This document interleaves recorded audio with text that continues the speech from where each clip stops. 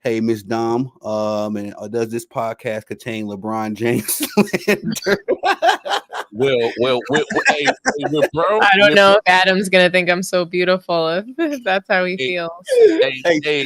Hey, bro, there's a almost a 99.9% there's gonna be some LeBron slander in this show at some point in the time.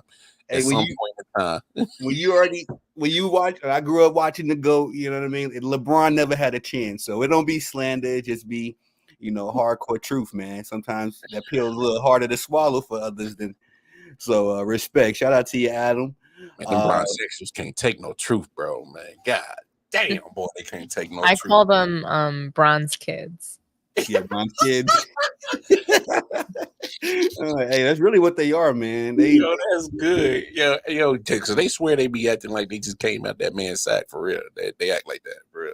I've never seen anything like it. They defend him like he's either their father or their husband. Like, I can't figure out which one. So, I know everybody says bronze sexual, but I try not to. Yeah, sexualize it. I got you. Yeah. I just try, when you're talking to men about these things, it's probably it sounds probably more disrespectful for me to say that than without a doubt. When you guys are saying that to each other, like, oh, you're glazing LeBron and the glaze and all these things, so we could sit here and go on probably on and on and on about nicknames for LeBron, and the fans. Facts. You know what? And Ms. Donna, that's why I really appreciate you, because you handle things with a lot more grace. I've been dealing with the bronze kids. I'll use your term for a mighty long time. You know what I mean? And I used to be a LeBron James fan. I think that's the thing that gets lost in the sauce. 2003 to 2009, that was my dog. It was only two people in the world that I liked more than LeBron James, and that was Kobe and Dwayne Wade before he went off the damn rails. But it just after the decision, I feel like he went off the rails because of LeBron. And I mean, I hate to blame people for, a downfall for another player, because obviously he suffered from injuries and things like that. But I just felt like it hurt his legacy, and it also just kind of, I don't know, I don't think he played amazingly well alongside LeBron. He had to change his game. He became a number 2 option, and I don't think he should have been the number 2 option. Offense should have been ran through Dwayne Wade. Yeah. And not LeBron James. Just because he was the more reliable scorer. He was a better scorer than LeBron. He was a better even facilitator. Like, we saw what he did in 2006, how he rallied that team of, he had a mix of veterans. Like, I don't think anybody else would have been able to win with the kind of washed players that he had at the time. Like, Shaq was washed by that time. Mm-hmm. It's like a non-factor in that game 6. Adam said, as long as nobody from Man Down Sports up here, I'm good. hey, Man Down is extended family, Adam, all right? We ain't going to be doing that. But hey, Dominique, talk that shit. That was some real shit right there. Because, I mean, excuse me. Here's my problem when you play with LeBron. I mean, I'm a Lakers fan, so I'm dealing with it personally for the last. It's be really hard. It's been terrible. Just because of how the franchise has, been a winning franchise, and when you have someone going over there and that your team is going to be wrecked for several years to come, it's hard to even imagine it, right? And you're a fan of them. What it is you see all the young talent that you give up. Because Bron is not patient to deal with the young talent. He likes proven veterans that's got the pedigree, so he doesn't have to carry so much weight. And I think he does that strategically. And hey, by all means. But I'm just mad that you did it to my franchise, because I looked at all the talent that's just got thrown out the door to appease you and what you wanted, and they can make the jokes about the GM. I think it's true. Because how is it not true? All right, so look, besides the first run in Cleveland, where he got drafted, so he really didn't have too much control. But he had a little bit, because look at all the coaches he went through. But that's neither here nor there. That's another. I'm looking at the roster moves. We can't act like, come on, you picked to go to Miami. You pretty much, let me handpick my teammates with me. You leave, go back to Cleveland, you handpick your people. Then you go to LA, you're handpicking your people. You can't tell me that you have no influence on the roster and how the roster gets managed. You can't tell me that. I can't believe that. Right. Because everywhere you've gone, when LeBron goes, there's an influx of roster movement to appease how people play around him. And with him being so ball dominant, and I understand he's a great facilitator. I still think he has flaws in the offensive game, shooting, free throws, of course. I just think he's a glorified Giannis Antetokounmpo. If he can't get to the rim, I'll take my chances. I'll let you shoot all day. Go ahead. But it's when you look at the influx of talent that just gets thrown out because he wants proven guys. And not only does it set you back because these proven guys are coming in with a high ass salary. So you're about to F up my salary cap. Mm-hmm. And I got to give you high draft picks to go get those guys. Now you kill my draft capital. So like Dominique said, you have set me back 2, 3, 4, 5 years. And then by the time he's gone, that doesn't change the effect of what happened. I still got to deal with what happened while you was here and deal with the loss of capital, whether it's draft or salary cap. And you're off in the hills with your $100 million. So what did you leave me with? A bubble championship? Fuck out of here, bro. Yeah, it's tough. It's tough, man. And that's the dichotomy you get with LeBron. You know, you got to take the good with the bad. And I mean, I look at how the Boston Celtics built. You know, if you think about it, Lonzo Ball and Jason Tatum came out in the same draft. Yeah. And you talk about the young core that they both, you know, I ironically, you give Brandon Ingram, Jordan Clarkson, D'Angelo Russell, Lonzo Ball, Julia. If you give those boys 7 years, we would have got a Lakers Celtics finals probably last year because everybody would have been developed, would have been who would they been. The Lakers look like a total different team. They will look like a totally different team. Not only would they be able to compete right now, you can say that they can compete for the foreseeable future. Oh yeah, this Lakers team is not a championship team. What are we talking about? Definitely, James, definitely not a contender. And I mean, I agree what you said, especially most of those points. Like, I literally say it all the time that there's no difference between Giannis and LeBron, except the fact that LeBron has a little bit more finesse when he's bum rushing the paint. Mm-hmm. But the only thing I disagree with that you said is that he's a good facilitator, because if he was a good facilitator, then there would be like a better offense ran and there would be less turnovers.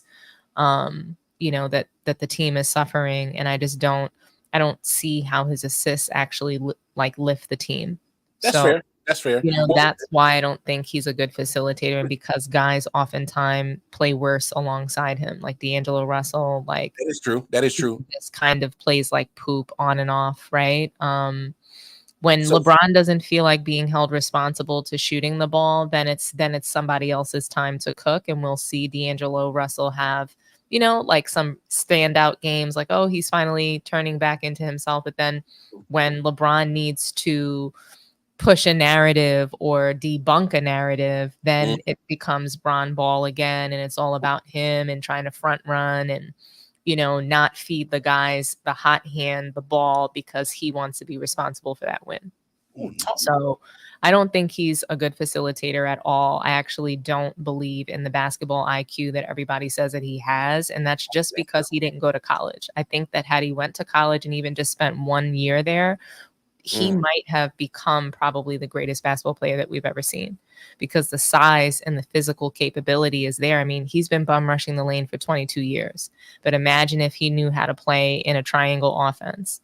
Imagine if he knew how to play in any offense other than high screen, drive and kick and bum rush the lane. It's those 3 things that we see all the time, and it never really changes. And then he's like Caitlin Clark, where he's throwing these wild passes that become turnovers. Like even today, if you watch the game against Brazil, there was a sick pass that he threw, and in that same sequence, it was a turnover. Mm-hmm. Hey, you got some great points, Dominique, because I know the thing about Bron, and thanks for enlightening me, because so let me rephrase. I think he is a good facilitator when he has a good shooter.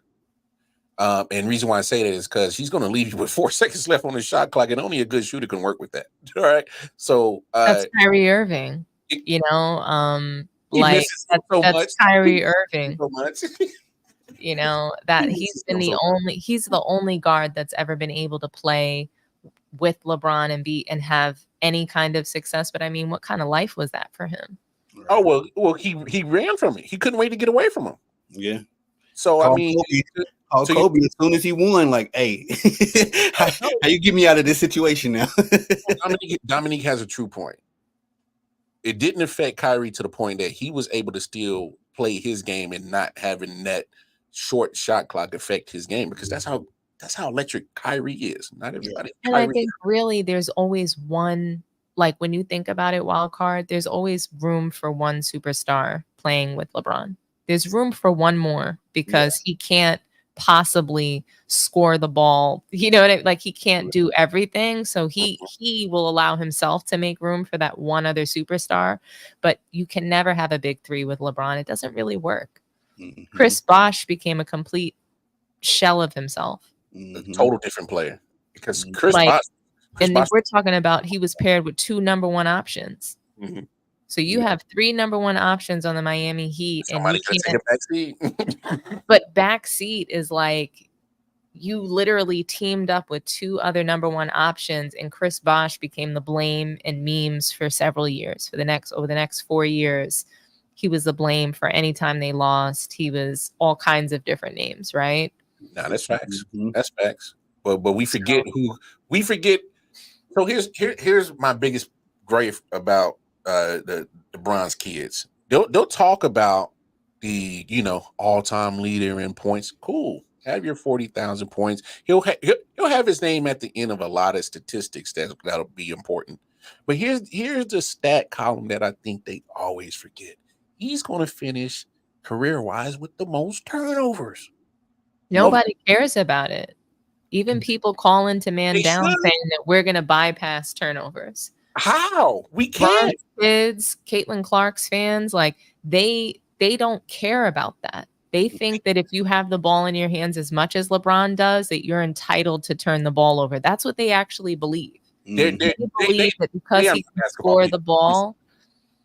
That's not basketball. I'm telling you, there's so many. Not basketball. There's so many LeBron fans that believe that just completely ignore the turnovers. They don't care about that. I mean, even when you look at analysts on TV, instead, the ones that really don't believe that he's the GOAT, they say he's number 2. What about him as number 2? He's not number 1 or 2. He's not number 10. I think to the Bronze kids, 40,000 points is a great feat. But 5,000 turnovers is a longevity stat. That's how they fix it up in their heads. And that's wild, bro. You can't really mess with that. I mean, you can't really have a logical conversation with that kind of thinking, because it's like, well, my whole problem was no matter who you was, Michael Jordan, Kobe, everybody was subject to criticism. As good as Jordan was. But it's only hate when we're talking about LeBron. Precisely. It's only hate. Nobody else got any hate when they had narratives that Jordan was just a scorer, that he'd never be able to win a title. All he could do is score the ball. Not only did he get 10 straight scoring titles in a row, he also had 2 3-peats in the history of his career. And people will go, oh, everybody acts like Michael Jordan's career was only for 6 seasons. Nobody acts like that, actually. It's just that early in his career, he was losing. He lost a lot. He lost the first 7 straight years of his career. And then when he started to win, he didn't stop winning. And that's called dominance. That's dominance and wins. And I think that, we don't see that really anymore, and definitely not in LeBron. His winning he's just not dominant in winning. He's not dominant in even his statistics. He's only has 1 scoring title. Mm-hmm. He only has 1 scoring title, yet we're calling him the greatest scorer that ever lived. And he played for 22 years, and he played as the number 1 option. He also played as a point guard, racking up points, rebounds, and assists. And that's the stat line that everybody only cares about, and that's because of LeBron James. Mm-hmm. Field goal percentages, rebounds, like offensive and defensive, turnovers, those things matter. Your efficiency on the court, it matters. It's not just points, rebounds, and assists. I'm looking at steals. How defensive were you? Mm-hmm. I'm looking at blocks. I'm looking at all the stats that count. I'm looking at the minutes that you played. So you need to play, 44 minutes a game, every single game, to rack up those stats. If you sit down, you can't get back in rhythm. I want to it kind of segues us into this next segment because Anthony Price. Oh yeah, Miss Dom, man. And I really, we really got to come up with her. You know how you on a basketball team, you got to come up with your nickname. On fire. You got to come up with a nickname for you, Dom. Like it's got to be something efficient that encompasses your genius and the beauty and the grace. So it's like, hey, I ain't got nothing yet. Beyonce, maybe you Beyonce of sports talk. Cooking, dog. Off topic, if you think if Angel Reese was white, she would be the #1 star in the WNBA. Well, before we get to that one, before we get to that segment, I'm sorry. I wanted to acknowledge Anthony Price. No, Adam asked a question that kind of gets right into this next segment real quick. But I love that question, Adam. Great question. Yes, he was asking who, because we're behind on a couple comments. I'm sorry. Is that the one? Who do you think is the best player on the Olympic team? KD. I'm gonna say ladies first, but I think I already know Ms. Dom's opinion on that. Come on, man. Why are we having this conversation? Adam, I love your question, but come on. You watch it. I think so. I'm going to go in a different direction, actually. And I'm going to say Anthony Edwards. And only just because he's younger, because we see the magic that him and Kevin Durant create together off the bench. But I do. So like Kevin Durant is the best player, the most accomplished Olympian on the team. I think definitely like he's the best player on the team. But I guess like when we take him out of the conversation, the way we almost take Michael Jordan out of conversation sometimes, like it's Anthony Edwards, like he's next up. And we saw what he did in FIBA last summer. And we see him ascending. We see him flying. I think he had the most iconic like dunks in the Olympics that we've seen this, in these games. So there were sequences. I think basketball is about moments, right? So I think Anthony Edwards had some of the best moments that we've seen. That windmill dunk, he's bringing the slam dunk back. That was crazy and too. His game, and his game is a mixture of perimeter shooting, getting inside to the rim. Like when people say that, oh, like he reminds me of Michael Jordan, we can see why. Because he doesn't have one game. He has a dynamic game. I'm telling y'all, Rick, while we talking about Anthony Edwards, I'm waiting on the first game between Anthony Edwards and Ja Morant for that face of the franchise or the face of the league, because I think that Anthony Edwards, man, he really making his case for it. But before then, this time last year, everybody was singing Ja Morant's praises. So. I love Ja Morant. I really love Ja Morant, but I call him Weavy Wonder. I don't think that he's I don't really have any respect for how he's been carrying himself. Yeah. There's no reason for him to be carrying guns. There's no reason for him to be acting like that before or after games. Get a hold of yourself. Be a professional. Toy guns, allegedly, Ms. Nam. Toy guns, real guns. I don't care what he was doing. Like, you need to be focused on the task at hand. You are not a champion yet. So what are you doing being pictured and storied in the strip club with a gun? I will say this, just to get yourself, in the lab with your team, focus on being a team leader and win a title. And then maybe you start playing around. Michael Jordan was drinking, gambling. Motherfucker won a title. Multiple. Yeah, on that time. I will give Ja Morant just a little bill because as a big bro, I got little brothers in these streets. If you would have gave me $50 million at 22, 23 years old, I'm on the internet. Look at what I'm, I'm probably with guns. But you're on the internet with guns. I don't know about guns. When you're supposed to be a role model to young kids, and you weren't raised that way. So he wasn't raised in the street. So why are you taking to that now when your life is different? Bingo. Your life has nothing to do with that. That's what bothers me about Ja Morant. It would be one thing if he couldn't escape a life that he's always known. He grew up in a big ass house. Okay. He had good parents. I believe his parents are still married. He has no reason to be involved in these things. So I don't feel bad for the backlash that he received as a result of it. And he just should have never put himself in that place. Be a leader, not a follower. He's a follower. And how are you a follower when you're the big homie in your crew? You make all the money and you're out here following broke ass people that want to tote guns and be fake tough. Yeah.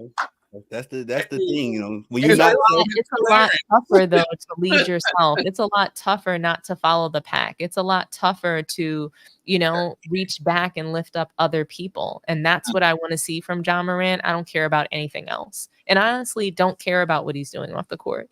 Come into the league and win a title. But these off-court situations are causing us to have to even examine them. Where these off-court situations are leaving him, abandoning his team. And he has a good team and he's wasting time. You cannot waste time. You cannot guarantee that players are going to be healthy. You cannot guarantee that all the pieces are going to click and fit. And how is that team supposed to respect him as the leader when this is his behavior? People are like, oh, he reminds me of Allen Iverson, another ruined legacy. Does he want to turn into that? Does he want to be in China playing in year 15 when he could still be in the NBA? Because he's worried about, bringing 50 people deep into, wherever he is. And, I miss the professionalism in the NBA. I really do. I miss the professionalism in the NBA. That's what guys like Michael Jordan and a slew of other guys brought were professionalism. They showed up in suits. They showed up like they were a business for the NBA. And they had some pride in their work and what they do.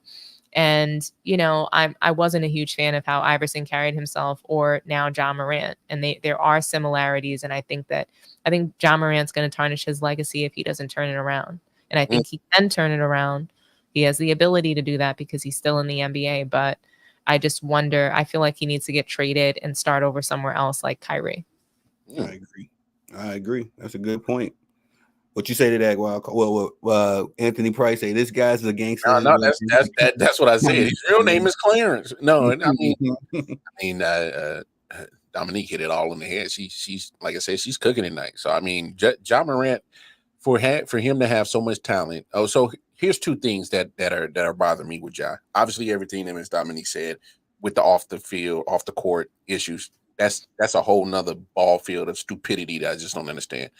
The other thing is I think he needs to, when it comes to his actual basketball game, he has to refine it and be more all around and more versed in all around game, because you can't dunk on everybody.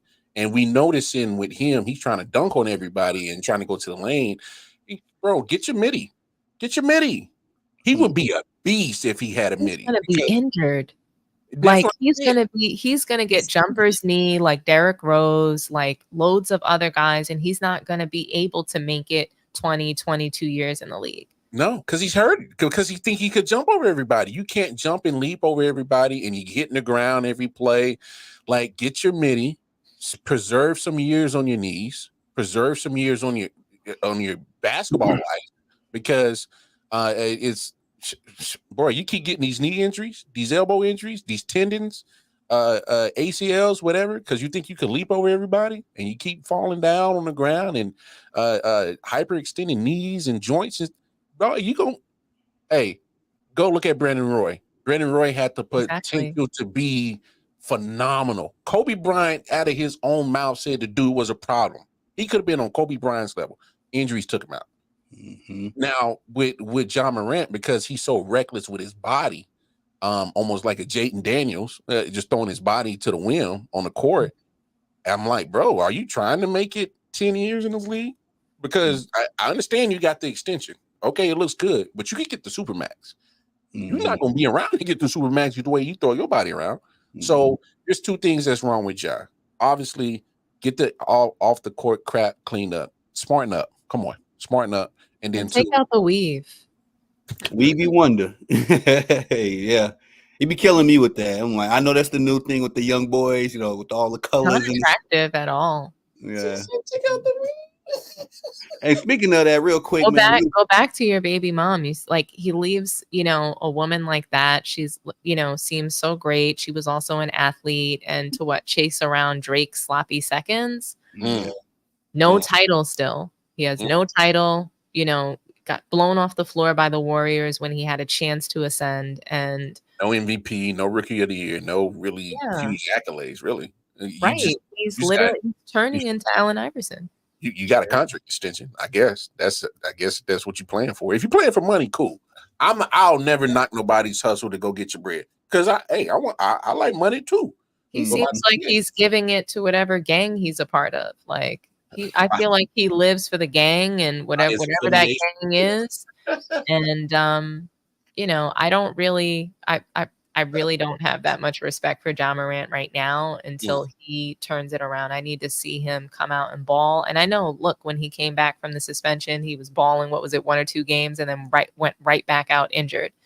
I mean, it is sad, but like Allen Iverson at least went to the finals.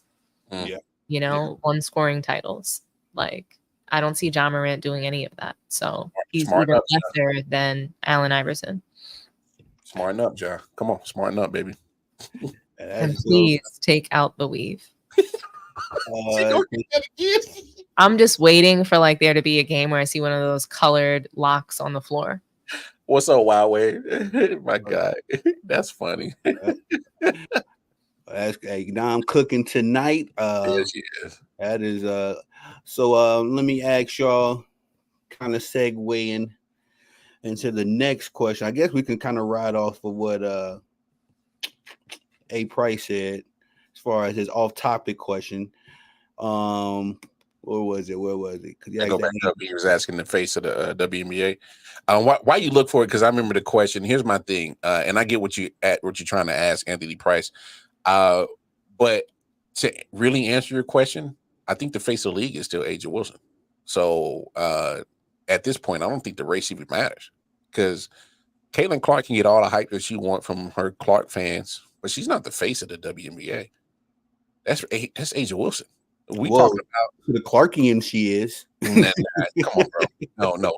They ready. But I'm talking about to basketball people that watch basketball. Yeah. A'ja Wilson is the face of the WNBA. She's been the face of the WNBA the last few years. There's and you could throw Breanna Stewart in there. You could throw her name in there if you want to, because she's won some MVPs over the last couple of years. Cool, but it's primarily A'ja Wilson. She's gonna walk away with the MVP this year. Walk away with it. It's not even gonna be close. There's nobody else balling like her in the WNBA this year. Not Breanna, not Sabrina, not Aaliyah, not even Caitlin. So to really answer your question, AP, I don't think race even matters in this, because neither one of them are the face of the WNBA. This is A'ja's league, and as long as she's at the top, and as long as she keeps winning with the Aces, it'll be hers for as long as she foresees it, until she decides to give it away to somebody else. So it's hers. She might be MVP and, you know, win another title all in the same season. And I couldn't agree with you more. A'ja Wilson is for sure the face of the league.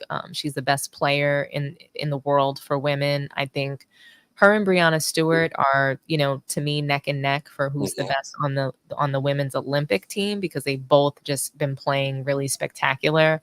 But it sucks because, you know, I'm from New York, and I think that because of A'ja Wilson and her dominance, that the Liberty are just never going to win a title as long as she is playing and healthy, unless, you know, they get a really big piece to add. But I don't see, you know, Caitlin Clark and Angel Reese, you know, I understand that people want to call them the Magic and the, you know, the bird of the W, and I'm fine with that. I think that that's really cool, and I think that that's a great kind of label to have on your back, right? But I mean, I don't even think that Caitlin Clark is top 20 in the W. Talk about it. Aretha is better than her. Jewel Lloyd is better than her. Like every single guard that is. You keep going. We have to remember that there's only 12 teams in the W. True. You know what I'm saying? So because of that, every single person who's in that league is a great player. They were, you know, a rock star in high school and or probably college. You know, I see Caitlin Clark struggling quite a bit. I created some content surrounding this as well, and I mean, she's running away with the turnover record. It's not even like we're only 26 games into their season, and she has 146 turnovers. So she's on pace to get upwards of 300 turnovers. Ooh, talk about it. The second single most turnovers in a single season is held by it's held by Alyssa Thomas with 136 for a full season. So that's the second highest, and that's for a full season. So she beat the turnover record already halfway through. Yeah, they still got another half to play. She plays like LeBron. Mm. They load her up for the points, the rebounds, assists, that stat line. She gets to guard, the weakest player on the opposite team, the worst shooter, who's typically relegated to the corner.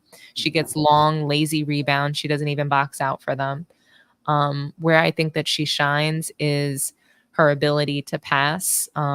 Even though she's running away with the turnover record, she makes some really cool passes. And I think her logo threes are really exciting to watch. And I think that that's what captivates people. But I mean, she has even more delusional fans than LeBron. Oh, yeah. And it's mainly because she has the Trump fans. The same people who like Caitlin Clark are Trump fans. They love her in a way. They're not even watching basketball. Yeah.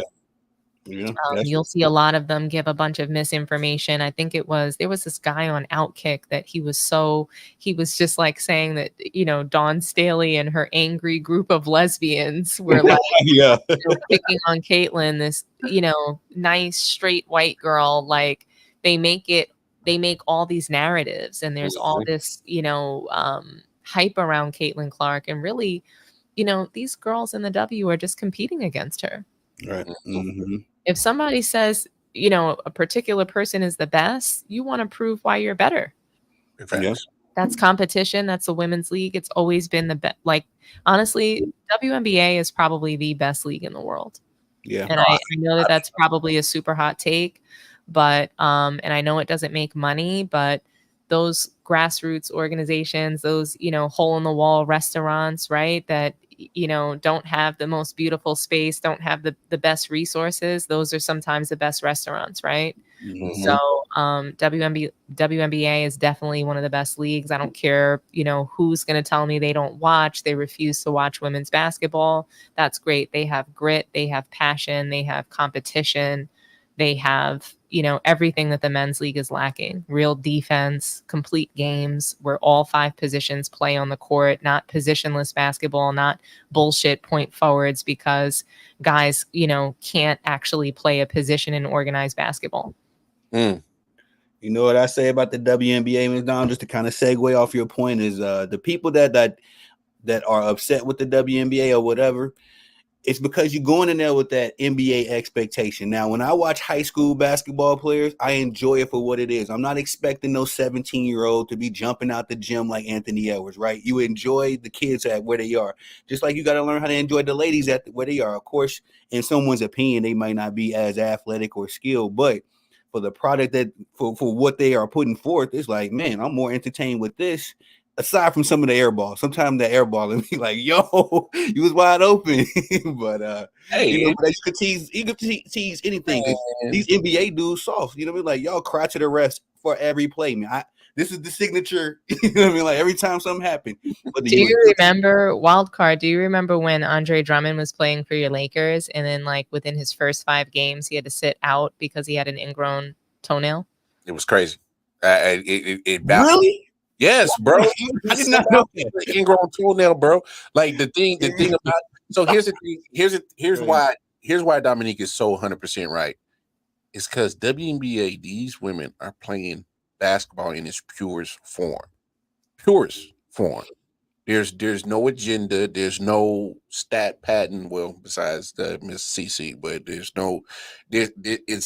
it's all the elements of basketball that goes into it: rebounding, defense, offense, and steals. Every aspect of basketball is shown, and I think the masses that hate the WNBA is because, like you said, Tony, they're expecting WNBA quality to look like the NBA. I'm glad it's not. Amen. Because I barely don't even watch the NBA. I watch, of course, come playoff time, because obviously we're content creators. We got to talk about NBA playoffs, fine. Yeah. But for the most part, I can't watch the shit. I can't watch guys throw up 90 attempts behind the arc and make 25% of it. That is not basketball. If I want to see buffoonery, clownery, I will go to a Barnum and Bailey's. I will go to Universal Circus. I'll do all that. I will go to a clown show. I got the American Royal out here in Kansas City. I will go to that. When I watch basketball, I want to watch basketball. That's why I've been a huge fan of the WNBA. It's been fans like us that's been keeping the WNBA alive for the last 27 years. Don't sit here and act like Caitlin Clark has been the savior for a league that's been around for 27 years. It's been around longer before she's been on the earth. Exactly. Stop doing this. We're not going to do this. We can't give one person credit for the longevity of something that's already been around before she even came out the nutsack. We're not going to do that. We can't give one person credit for being the best of all time when they never actually won anything. They won a damn thing. Player of the year and a supposed scoring title. And I say supposed because Lynn Woodard has that record. She actually scored the most points in college. Okay. And she played with the men's ball and they had no 3-point line. So she had more points than Caitlin Clark. Caitlin Clark didn't really beat her record. And she begged her to beat it with a men's basketball and no 3-point line. Yeah. So, and everybody, what did they do? They came out and called her a hater, but it's true. The NCAA wasn't actually, they didn't call it that. It wasn't officially the NCAA, but she actually has the record. And, Caitlin Clark never won a title in college. And I think it's really important. And I don't care what anybody says. Oh, she dragged her team to Final Four and title games, but she played in a very weak conference. And again, the players on her team were there to be in support of her. Kate Martin, she went to the Aces and she went off. She doesn't play much, but when she does, she balls and she's very efficient. She was a much better player than what she got credit for. I actually think she's better than Caitlin Clark, but she wasn't able, her skill set wasn't able to be, put on display.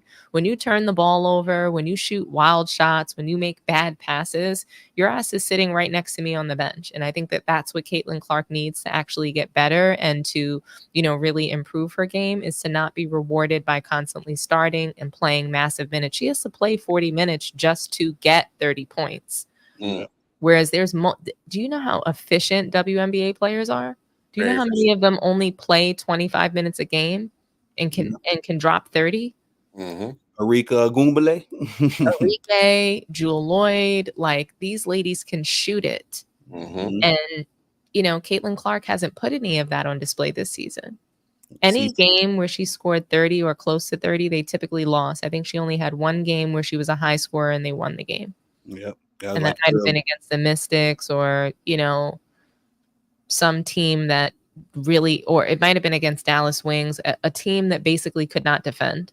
And there's one or two teams in the W that don't play very good defense. And I think it's Dallas and I think it's the Mystics. No, they can't guard her, but people make it seem like all she gets is double teamed. We've seen her guarded one-on-one, just getting stripped by just going up the court. In college. Raven Johnson guarded her one-on-one. She was smaller. She's a smaller player. Why? What's the issue? Clamped her down. Clamped her up.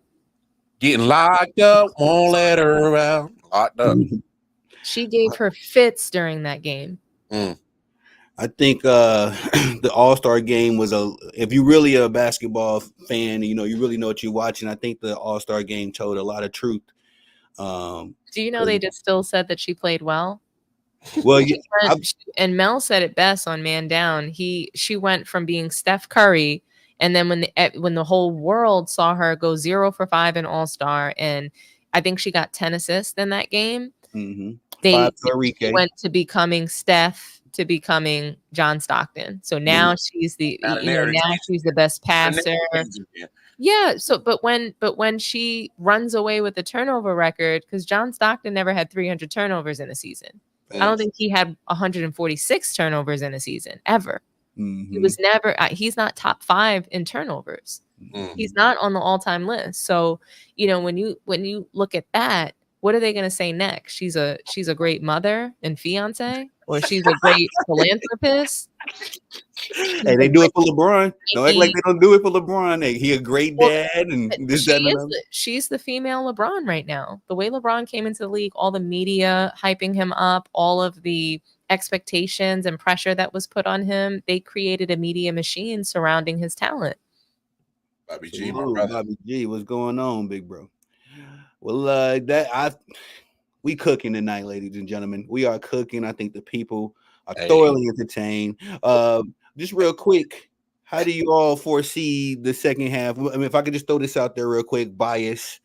I think that both the young ladies are going to make it. Chicago Sky, Indiana Fever. They might make it as the 2 bottom seeds.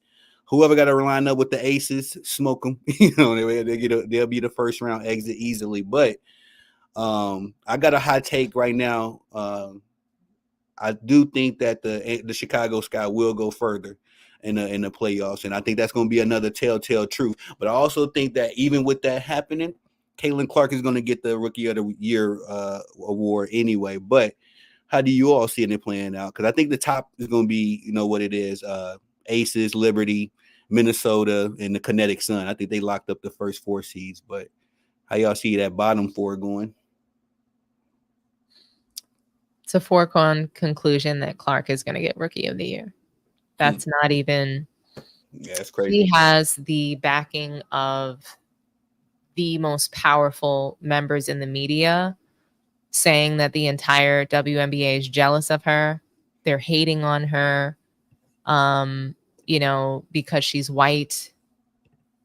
All different kinds of things, right? They're saying all of these things about Caitlin Clark. Stephen A. Smith is supporting her. Shannon Sharp is supporting. Literally, all the major media members are saying she's Rookie of the Year, and some of them are even saying that she deserves to be MVP. Yeah, I've heard that too, which is wild. How did y'all? when we played that soundbite on Man Down, I almost fell out because I couldn't believe that they had the nerve to say that she should be in the conversation for MVP.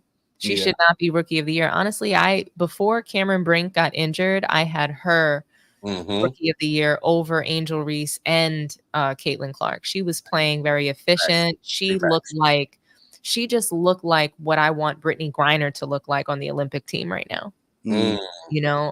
She was just balling. She brings a lot. And it's interesting to me that because she, is kind of like mentored by a lot of different Black people, that she wasn't, revered the way that Clark is revered.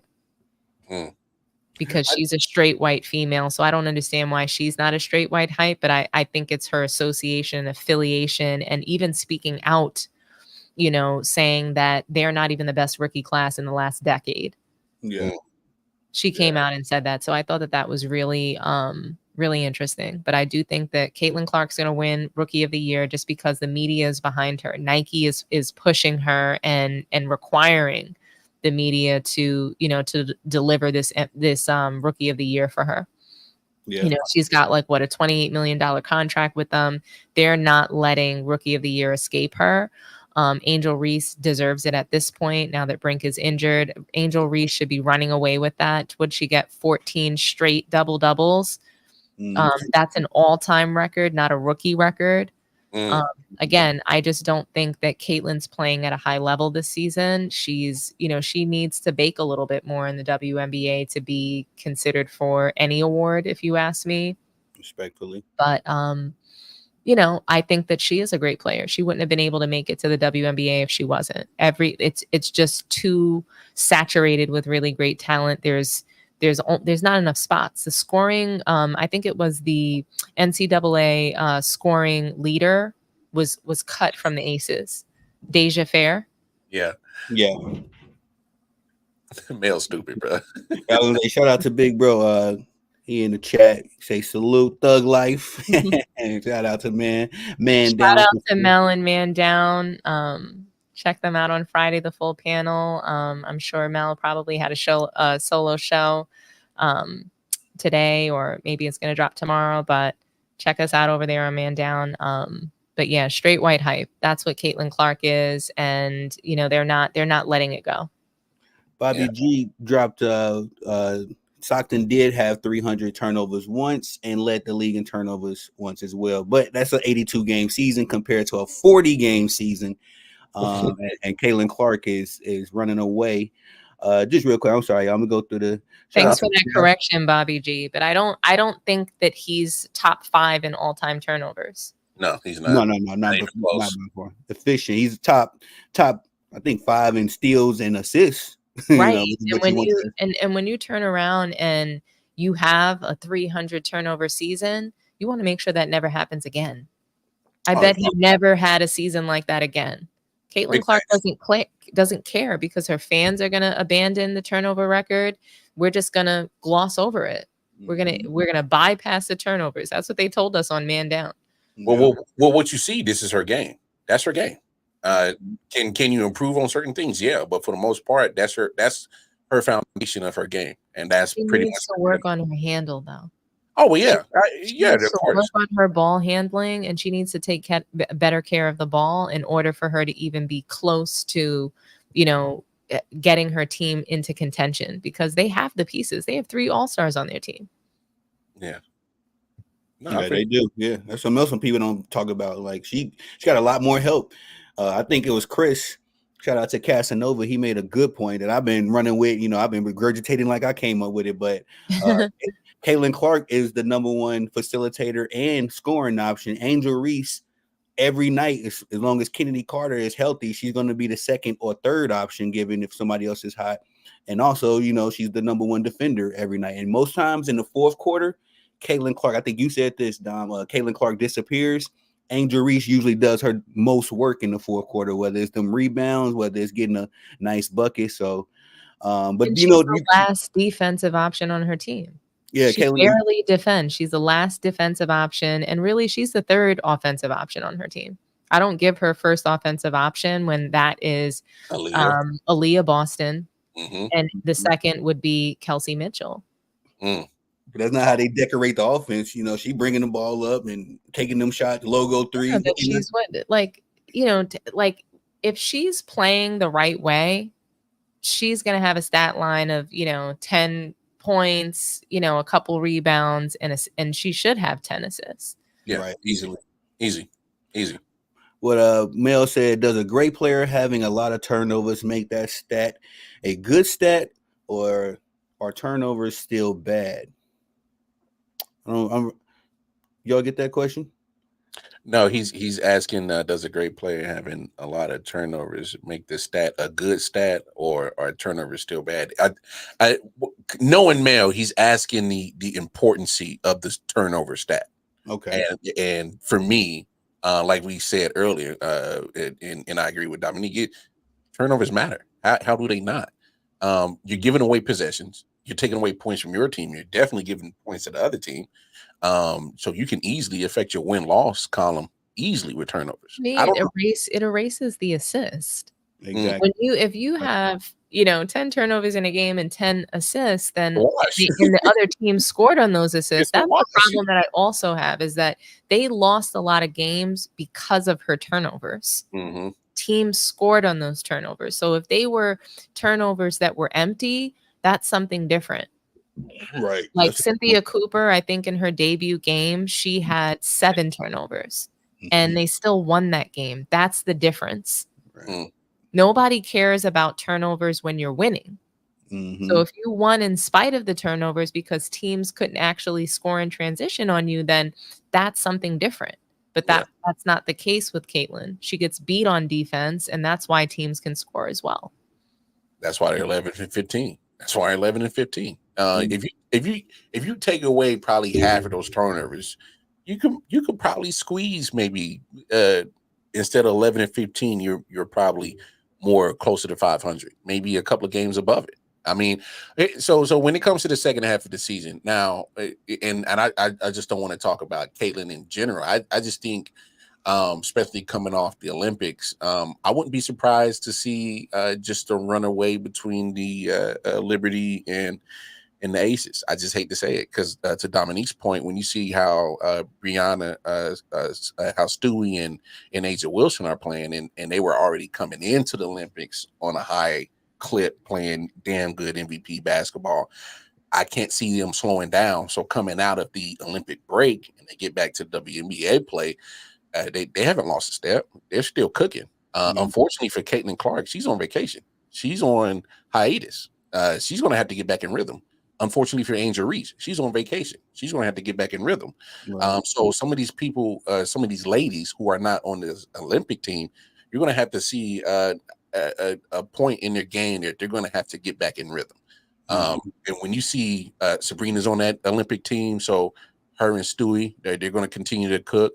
I just see, unfortunately, I like the Connecticut Sun. I like the Minnesota Lynx. I love the Seattle team. I love all 12 teams, but there's only one winner. And unfortunately, I see a repeat of the NBA Finals last year, where you see the Aces and the Liberty doing battle. And then it comes down to, tit for tat, who has the best roster playing the hot hand in that point in time when he comes down to that point in the season. But when these ladies are coming off this phenomenal performance that they're doing in the Olympics, and they already came in hot, I just can't see teams like the Aces or the Liberty cooling off and not carrying that momentum through the second half and through the rest of the postseason. So I hate to be the Debbie Downer and say there won't be no suspense in the WNBA playoffs. I just don't see any suspense. I just don't. But I mean, I would love to see the Connecticut Sun.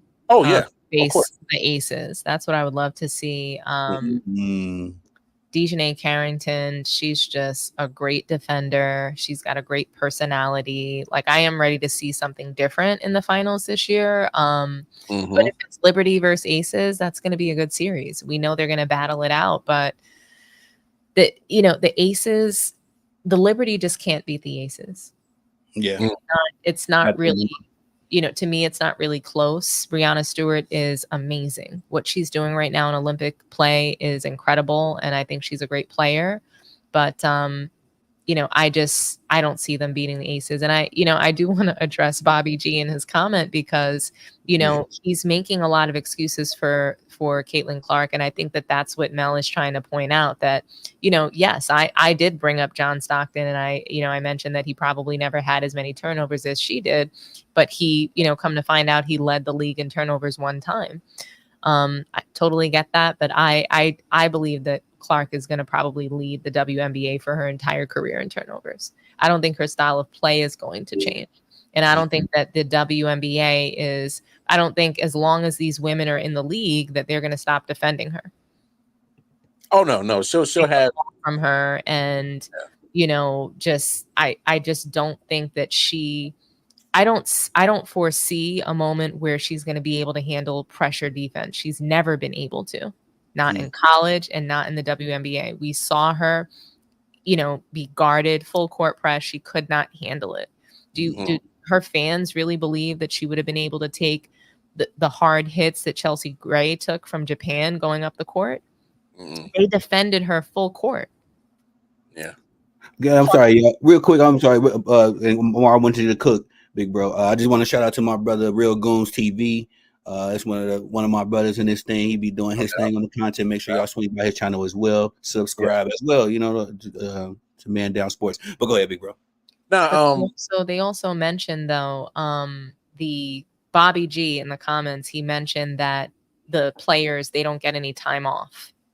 Yeah. The women never had time off. They've always played overseas and directly into the league. So, again, we're making an excuse for Caitlin Clark, and none of the WNBA players have had the time to recover before heading into the season. Do you think that Breanna Stewart, Diana Taurasi, that they had time to recover after winning back-to-back titles in their college career before heading into the WNBA? When you're coming off of a title, you get even less time to recover.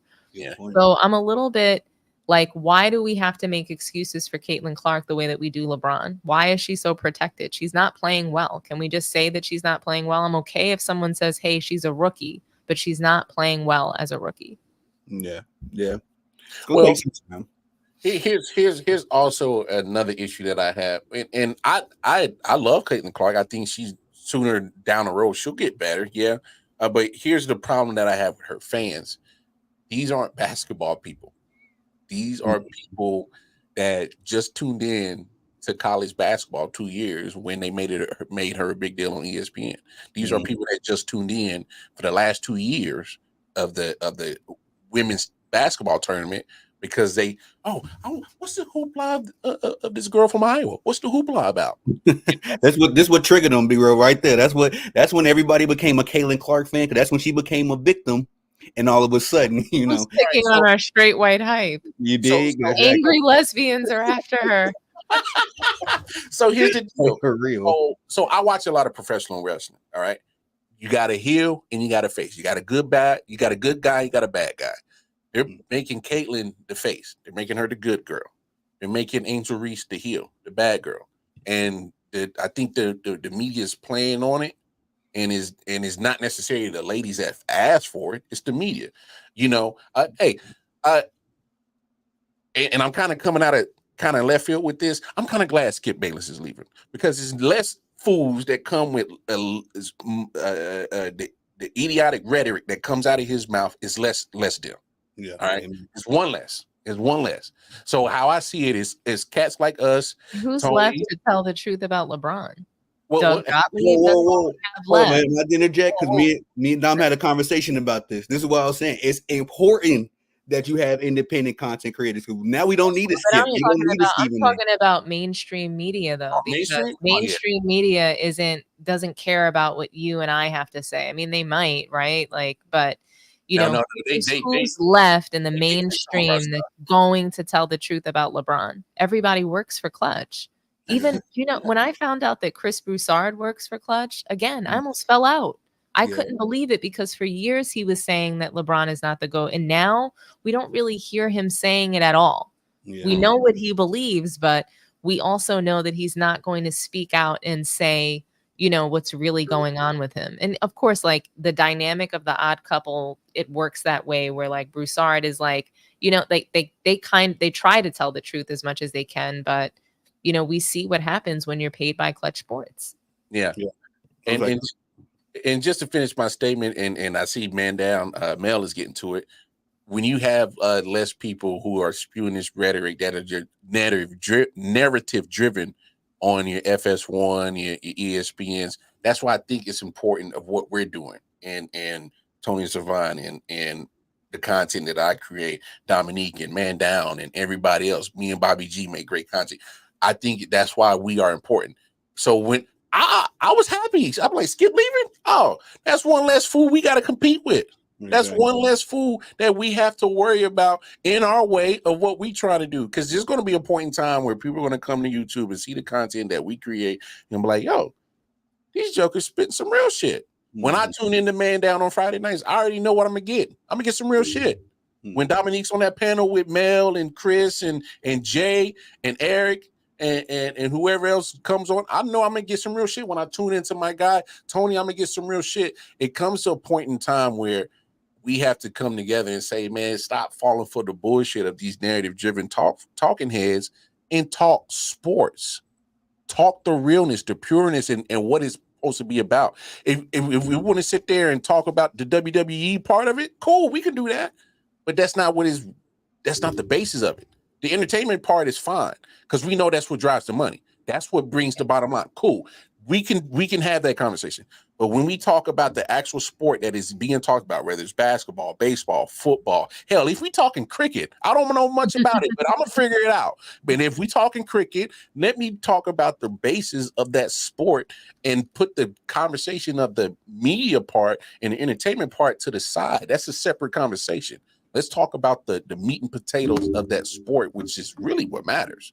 And so when we talk about WNBA, Caitlyn's going to be cool. Let her have the accolades and hype her up and talk her. And I don't give a damn. Hand her the Rookie of the Year. But real ones know. The real ones know. If you watching the game, because we all got been given 2 eyes that God has given us, we can use them and see without a shadow of a doubt. Man, Angel Reese been balling.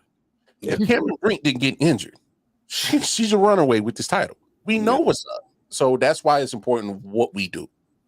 And to segue off to that, me and Dom had a conversation earlier, and that's what I was trying to express. So, of course, right now, Dom, we're the grassroots, political party. We go, but one day you keep fighting for the right cause.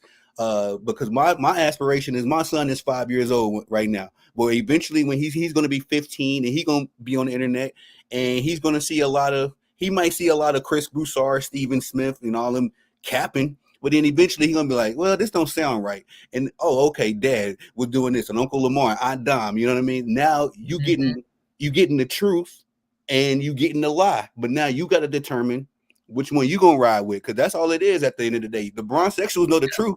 Excuse me, the Bron kids know the truth. But they elect. They know what they're saying. They elect to choose the lie. So it's the matter of the fact that you have to. We doing God's work. We doing God's work. So, hey Jeffrey, you gonna have to school me on cricket, bro. I don't know about it, but once I figure it out and we start talking about it, we gonna talk about it for real, for the purity of it, dog. So wicked 6 stitches and overs. I don't know what that means. I know it's cricket terms, but I don't know much about cricket. But I mean, I watch a lot of sports, but at the end of the day, you can't fool a person that knows the real and can think on their own. You know what I'm saying? You can't, gloss over and, hey, Omar, what's happening, bro? You can't fool those that really know. And when real, like Riley said on the Boondocks, real recognize real, and you niggas looking unfamiliar. So at the point of the day, I mean, y'all see who I'm on the panel with. I don't associate with people who's gonna talk that bullshit. I don't. Yeah. If you're gonna feed me bullshit, I can go to all kind of streaming channels on my TV for that.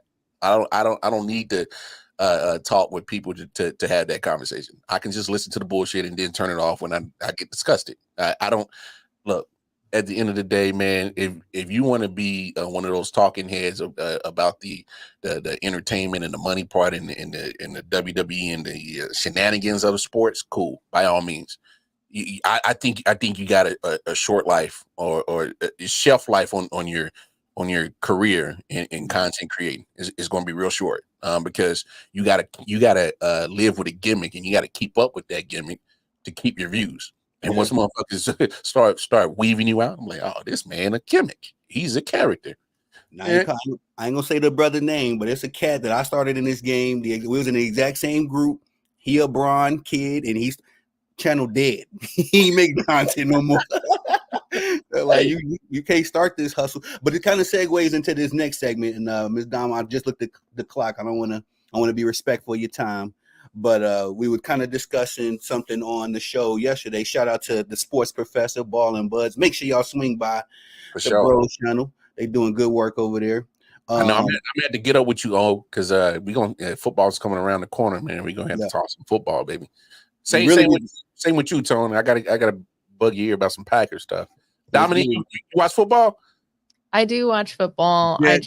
I don't love it the way that I love basketball. And it's because of the organizations. It's because of how they treat their players. And, it's hard to watch the NBA and see that, we're still paycheck slaves after all of this time building that league, right? There's no Black ownership in the NBA. There's no, Black ownership in the NFL. And it's hard. It's hard for me to give my time to that league, given all of the messed up things that they do. But I really respect the players and what they give to the sport. They're putting their body on the line. A lot of them wind up with CTE, all of these things, and just the toughness, the mental toughness. I can't not watch, certain teams play.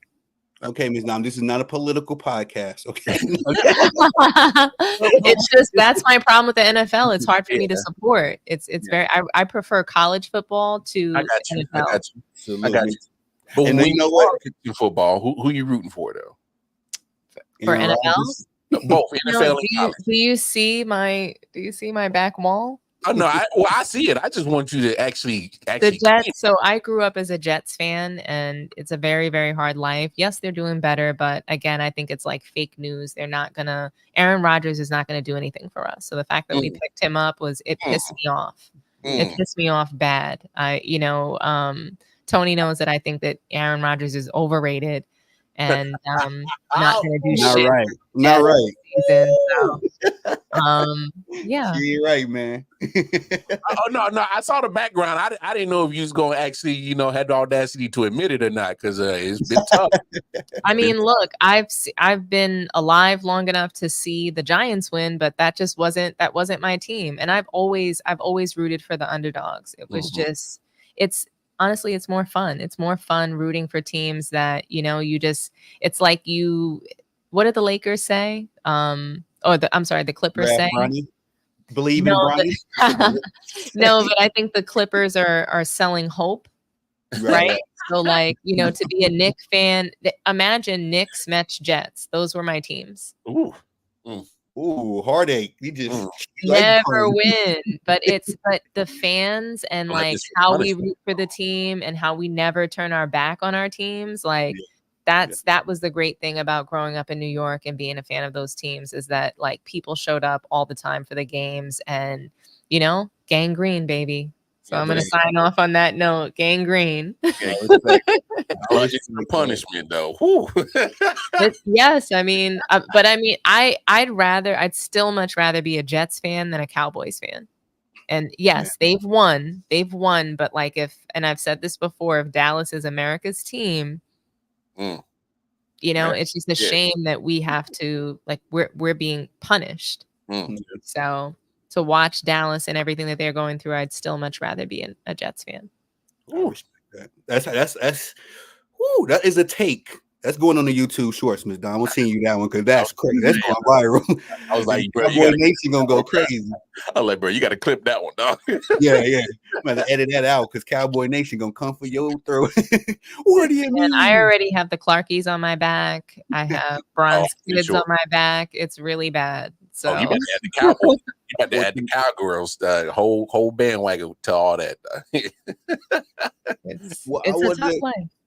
I wanted to get y'all's takes real quick on this particular topic because Miss Dawn was cooking in the comments yesterday as far as, and I'm sorry, I'm watching this Olympics. They got a fast walking event in this. I wish I could turn my laptop so y'all can see. No. You talking about the walking competition when they be walking on fast and they be moving Did you guys catch the breakdancing competition yet? Because I was like just waiting for all of like the appropriation happening. I missed it. I peeped that. No, it's weird. Okay, I sidebar. So I love it how hip hop culture, black culture, has made its way all the way to the Olympics, but they won't give us. Okay. They won't. That's okay. It's okay. But we know should just be called black dancing, not break dancing. Respectfully, I mean, we got our own movie, you know what I mean? Right? I mean, we know who started it. It's okay, you know. It's all good. Made its way to the Olympics. Look at that. Look, mama, we made it. Look, mama, we made it. Hey, no, look, hey, what Paul Mooney say? Everybody want to be a nigga, but don't nobody want to be a nigga. Hey, for real. Hey, mama, hey, for real, man, down a male, big bro. You say I can't wait for battle. That's gonna be the next step. You're gonna have daylight and goddamn disaster. Yo, battling for gold. Stop, bro. That's wild. Now go ahead, son. You wild, bro. But me and Sports Professor, we cooked on this a little bit. We didn't make it a complete segment, but because Ms. Dawn was in the comment section, giving her opinion, it really made me, get my thinking going. But it's a lot of former athletes with podcasts nowadays. It's almost an epidemic. Some of them I thoroughly enjoy. Probably Shaq's is one of my favorite. We was talking about Draymond Green's podcast. That's kind of how it came up. And Ms. Don, I want you to cook on that one as well, because you had some very strong statements to make. Carmelo Anthony, he has started his podcast, and he started off with a fire. I don't know if y'all seen the video, but he gave the whole backstory of how the big three in Miami came together. We ain't got to get back into that. I think we're going to get into a whole nother LeBron segment, but some of these podcasts are valid. Some of them are not. But I hear a lot of the former athletes say things like, oh, I played in the NBA. You got to listen to me. Tony the Savant did, and Miss Dom did. So thus far, though, I'm going to let you go first, big bro. How do you feel about that as far as that goes? And let me throw one name out there that really annoys me. Gilbert Arenas. Gilbert Arenas is one of those former players with a podcast. When I first started, this is before I started my podcast or my show or whatever, my channel. I used to be in Gilbert Arenas' chat, like, okay, big bro, you cooking.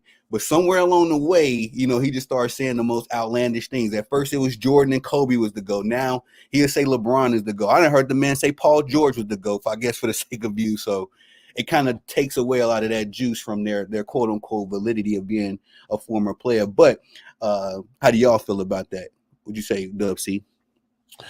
I'll say this. Pay attention to whether they're either current players or former players. Pay attention to when exactly these takes are being made. Did they get the check first? Or did they get it already? Okay.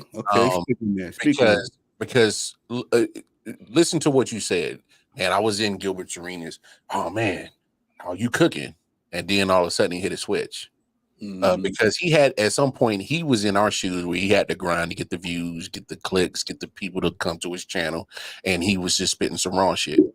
Okay, he's hit a platform where, oh man, then people know me as Gilbert Arenas the player, but they're starting to know me from my podcast. Here comes a check. Now I got to keep up with this character. I got to throw the same hook that got you hooked to my content. Now I got to be that same character now from now on here. Say some outlandish shit that I probably don't believe, but I got to make sure that I throw the same bait on that hook to reel you in. So my thing is look, are there certain perspectives that current or former players can give that we can't? Obviously, yeah, that's cool. That's totally fine. I will not take that from them. They have got to a level of sports that I wish I could have. I didn't have the, not only I wasn't blessed with the gifts. I wasn't blessed with the ability to say no to certain things or distractions to keep me focused on the task at hand when I was in high school to make me, a professional, whether it's football, baseball player, whatever one. I wasn't gonna go pro in basketball, but either football or baseball. Those are my sports. But I didn't have that focus to hone in. I didn't like the gym. I didn't like working out. I didn't. You see my channel, bro. I like to eat. Taco Tuesday. I don't do diets. I like to eat what I like to eat when I want to. I wasn't disciplined like that. I wasn't blessed with that gene. That's cool. So I can respect their accolades of making it to a professional league. I will never take that from them. But just because I didn't make it to that professional level doesn't mean I don't know the sport. Right. I played basketball. I played football. I played baseball. I know the ins and outs, your terminology and your vast information might be longer than mine, but it doesn't negate that my opinion is on that sport. It doesn't make it valid. It doesn't make it invalid. My thing is just because you are a former player or a current player, I can't just put stock into that. Right. I'm supposed to listen. So, for instance, Adam Morrison he made it to the league, but what'd he do? So if he comes up with a podcast, everything he says is the truth, right? Just because he made it to the league. So I have no issue with current or former players having podcasts. My thing is especially, and I saw Mandown's comment. If you're a current player, I'm not subscribing to that in season.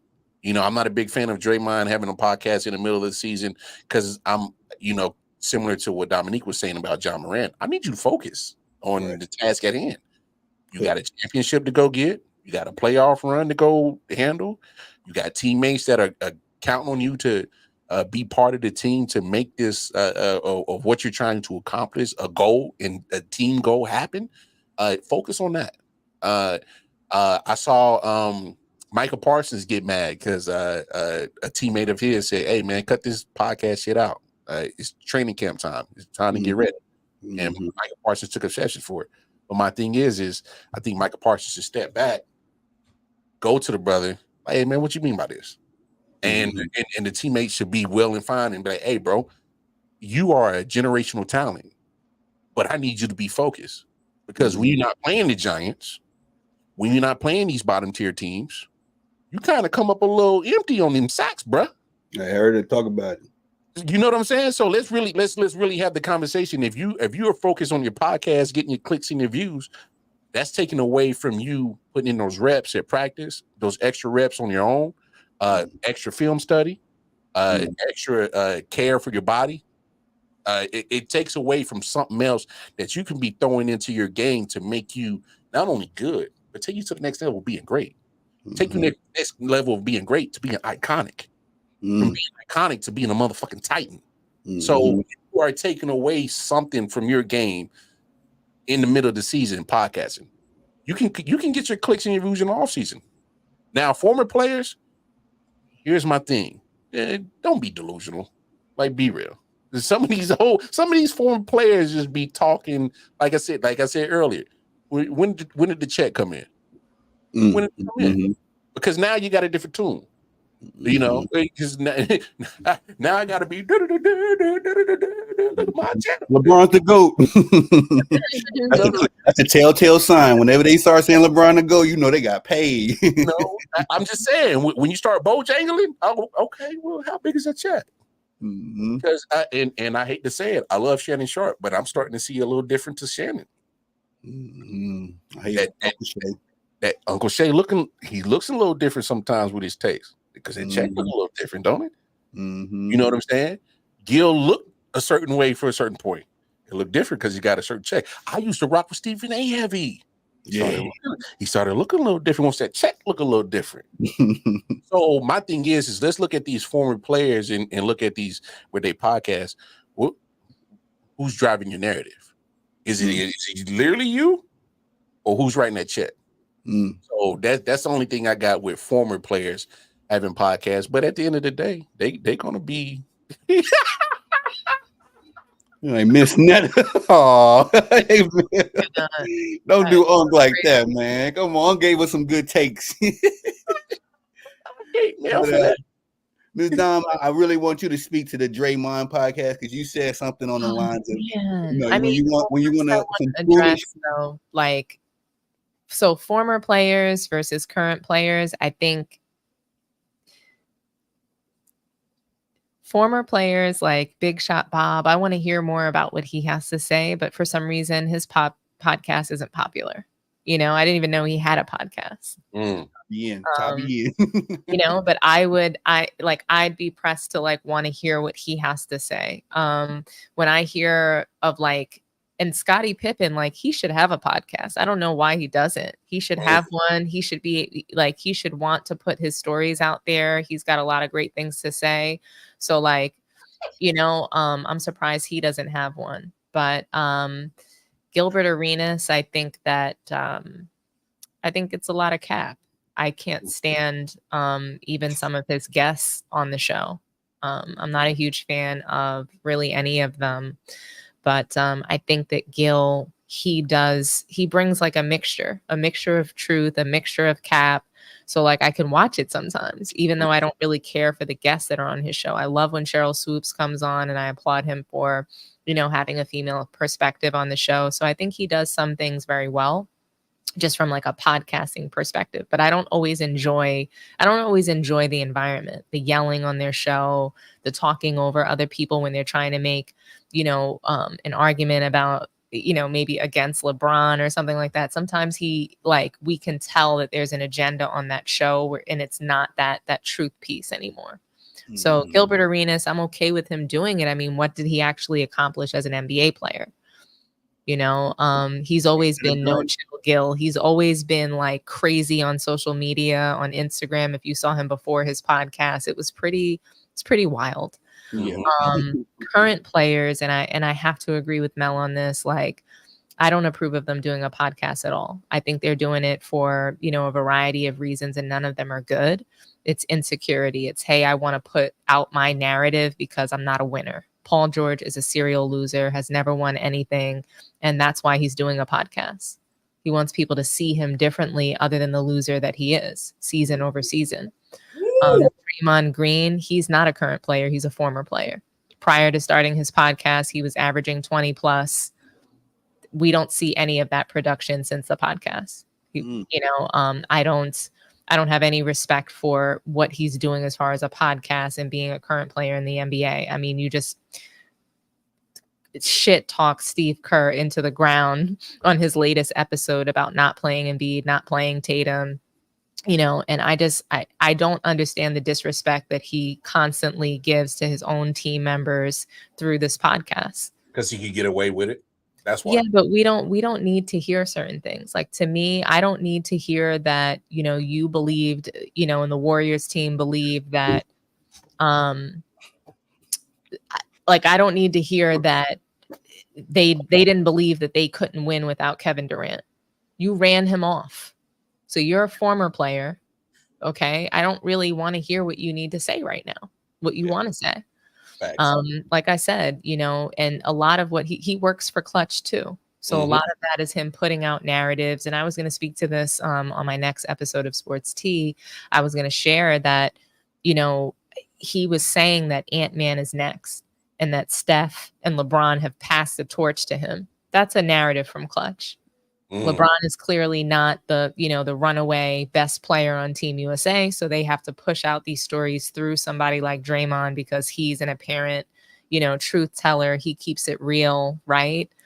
Draymond's full of shit. He works for LeBron, and ever since the 2016's finals, LeBron has owned him. He has owned him. He has owned him ever since LeBron put his balls in his face in that finals, and Draymond Green was the reason why he lost, why the Warriors lost that title that year. I would have traded him that year. Don't let me be a GM. Don't let me be a coach. Because when I see people, doing the bullshit that they're doing out on the floor, you're going to have a seat right next to me, or I'm going to trade your ass. These behaviors, they need to be traded. Come have a seat. Draymond Green needed to be traded to the Pistons years ago, or traded wherever they need, wherever he needed to go. He made them lose in 2016. Yeah. And he's only there because he provides moral support to Steph Curry. And you're out here talking like you are a pivotal piece of title wins, and you're just riding Steph Curry's coattails. That's all he does, is ride the coattails of Steph Curry and Clay, because they were the Splash Brothers. Draymond didn't have anything to do with that. But at one point, he was good. At one point, he was averaging 20 plus points a game. Yeah.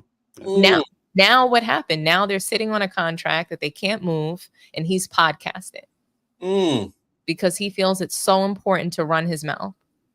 I've never seen anything like that. A guy making millions that they need to run their mouth to make a couple extra dollars. So Paul George, you have a part-time job. You can't stay out of injury, but you want to be podcasting. You should be ashamed of yourself. You shouldn't be talking to anybody about anybody's career until you get yours together. You just wasted 4 years of Clipper fans' time. 4 years you wasted. And I get it. It was mainly Kawhi, but it was both of them. He decided to take time off and be injured, and they were laughing it up at football games together, collecting and stealing money from the Clippers. I'm fine with it. Steal money. But don't sit here and pretend like you want to contend. You're a pretender. I just came up with your nickname, Dom. Chef. She cooking again, y'all. Cooking. That's crazy. On the stove. Cooking. I feel horrible for saying what I said yesterday now. Like, I was over here giving Draymond all these flowers, like, yeah, Draymond, go. But I mean, but like, what's like? Do you really want to watch a podcast of a current player that's basically pillow talking? He's a dry snitch. Yay, He's snitching on other players in the NBA. Yeah, and he's not even saying the truth. Why don't you talk about the time that a Kardashian slapped the shit out of you at LeBron James' party? Why don't you talk about that?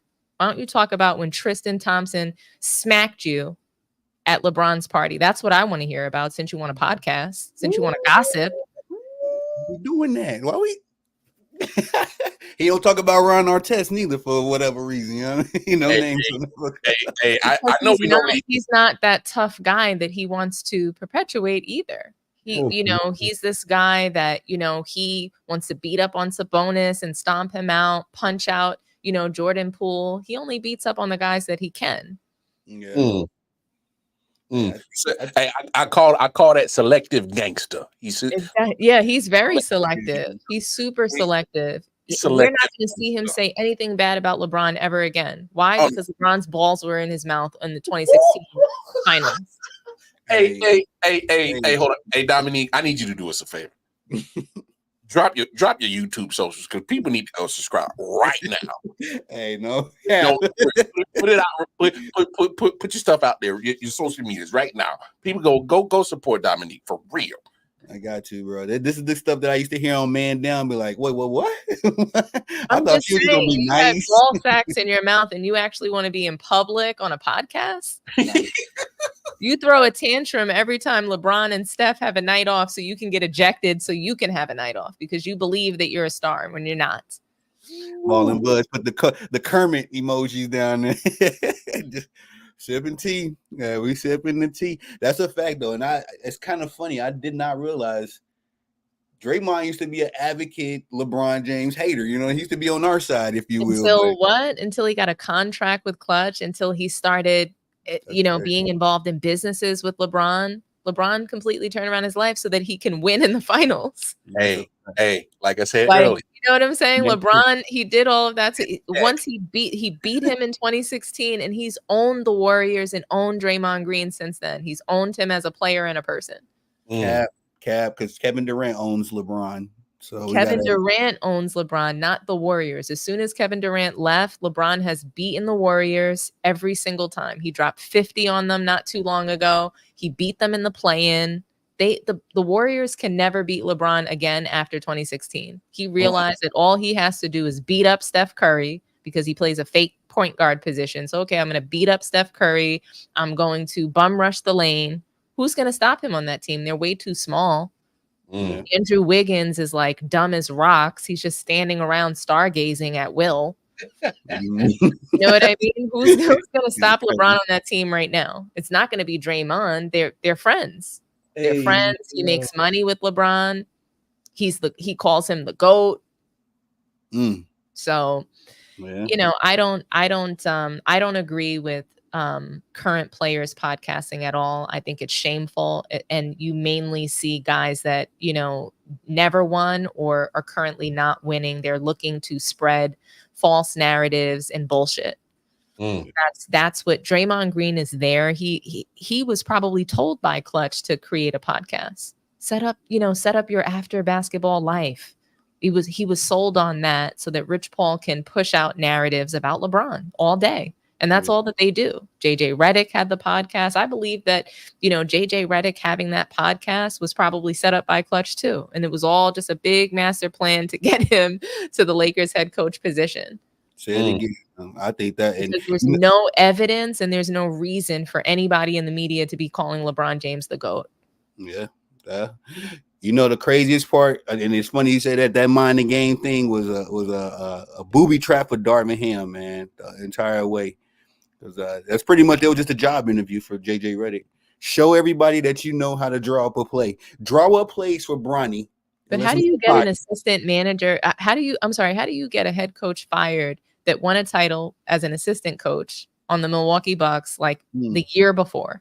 Like, how do you accomplish that to bring in a white guy that never won anything, not in college, not in the NBA? He ain't never coached nothing. He never coached, but he's never done anything.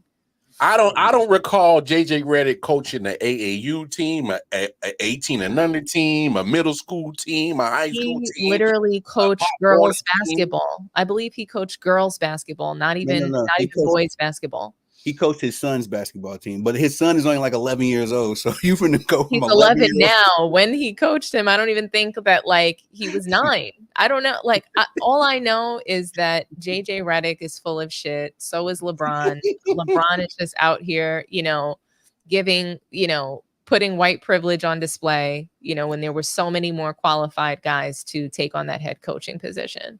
And just, you know, he owns the media. He's almost worse than a certain group of people that own everything that we do. Yeah. So, you know, it's just kind of crazy. Yeah, that's a fact. Which is another emphasis on why we got to do what we do, because we ain't getting no Clutch sports. I ain't gonna lie. If Clutch hit me up today and like, all right, we're gonna see you. I'm gonna take the check. Then in my next episode, I'm like, LeBron James the GOAT, just to clickbait him in, and we just give them all the facts. Let's start with 2007. Let's go down memory lane. Hey, we want our money back, Tone Bone. It's spent. But for real though, how do people who, you know, really believe that LeBron is the GOAT, how do they get around the 2011 finals? How do you get around that? Getting guarded by JJ Barea. Let's stop. Come on, bro. Like he got clamped up by Jason Kidd. Yeah, the fans want to sit there and say, "Oh, they played a zone defense." He was guarded one-on-one, oftentimes by much smaller guys, and he just collapsed. Let's be for real. The first time we ever seen Jason Terry do the jet celebration, it was a 3 over LeBron James right in the eyebrows, and I've never seen. I still can't believe they got beat by that team. I still can't believe it. Second grade girls team. See, I knew it was a girls team that he coached. I was wrong. Man, that's crazy. I've coached some elementary kids before, man. So that makes me NBA quality. Obviously, big bro. I Charlotte guess Hornets. so. I guess so. When you were never a successful role player, I guess that gives you the ability to be a head coach as well. Yeah. Hey, I'm pretty sure Ty Lue has a title. Hey, Detroit Pistons, holla at me. I'm cheaper than Monty Williams, bro. But you still got to come off that bag, though. Yeah, they did Monty bogus. But you know who? Come on, Monty knew what's up. Hey, first of all, Monty don't care. He at home counting them ducats, bro. Yeah, home counting ducats right now. I wonder what's the real behind the scene issue. Is he unlikable, amongst organizations? Is he I just wonder what the issue is. I don't think he cares. He's counting money right now. Yeah. They owe him a lot of money and he don't care. Fire me. Fine. After 1 year, you gave me what, 84 million? Go ahead. Fire me. I don't care. I can't do nothing with this trash ass roster and this trash ass management. What am I supposed to do with that? But you can know who I think who got done the dirtiest. He should have done what Ime Udoka did in Houston. So I'm not going to give him excuses for having a trash ass roster and inexperience. There's coaches who, no matter what team they go to, they make an impact. And I think Ime was able to do that in Houston. He was able to do it, in Boston. He made Boston look like thugs playing against the Brooklyn Nets. Yeah. He made Jason Tatum look like he was that guy. And we all know that he's just kind of not. Yeah. So, I do think that Monty had an opportunity. When a team is so bad, there's only one way that you can go is up. So anything that you do is an accomplishment. And instead, somebody like JJ Redick is going to get that revere when, the Lakers should be in contention every single year. Yeah, no, that's a fact. I think Phil Handy got did dirty. They fired Phil Handy with Darvin Ham, and this is supposed to be LeBron's guy, right? And tried to rehire him and put him on JJ Redick's roster, coaching staff. It's man, JJ Redick doesn't have the respect of anybody in the league, in my opinion. To me, he's somebody walking around with a small one that needs to constantly assert themselves a certain way. You can just tell. You can just tell. When you take a look at his wife as well, you can just tell. Hey, yo. He dated black girls in college. There's a reason for that. Hey, okay, Ms. Dom, you just we don't need Skip Bayless. We got Ms. Dom. No, but she cooking though. Hey, stop her when she's telling a lie though. Hey, I'm not mad at it. I'm just saying he seems like a very insecure man. Even the way that he would fight with Stephen A. Smith, it just seemed very I don't know. Something is just not right there. And I think that he hasn't accomplished enough in his career. And, a lot of NBA players, they believe, and this is what the current podcast world will tell you that are current NBA players or even former NBA players, they think that they're supposed to be celebrated just for making it. They believe that they get participation trophies. That's the problem with today's generation, today's league, is that everybody believes that they need recognition for something. And if you don't win, what are we recognizing you for? Precisely. We're going to recognize you for what you did. If you won the scoring title, that's what we're going to recognize you for, but you're still not a winner. You know what I mean? No, you and that's the whole problem. That's the whole issue in the game. I don't mind you being a former player if you're going to stand on it and actually tell the truth or be transparent at least, because, going to be a little fluff there. You're going to have your connections and your friendships. But, yeah, when you out here, you peeing on my leg and you calling it rain, then, that's why I draw my line. And it's just criminal that Paul George has a podcast. They call him Podcast P. You remember it used to be Playoff P for that one. I call him Pitiful P. Pitiful I call him Pathetic P. Damn, Don. I actually got a show. I'm just saying he left Callie Rivers to be married to a stripper. JJ is an asshole without an asshole accomplishment. Oh yeah, that's a fact. I forgot all about that. He just keeps the L's for Paul George to me just keep adding up in ways that are just astronomical. You couldn't get past LeBron when you were in the Eastern Conference. You go to the Thunder. Think about how many teams that he's been on that had firepower. Yeah. And I know we're going to make excuses. We're going to say that Chris Paul got injured. We're going to say that where else? So he went to the Thunder and he went straight to the Clippers after that. Where did he go in between there? No, just straight to the Clippers, right? Straight to the Clippers. Yeah.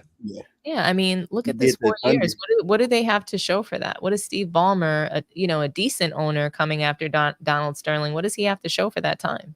Ticket sales. Ticket sales, new stadium, injured Kawhi.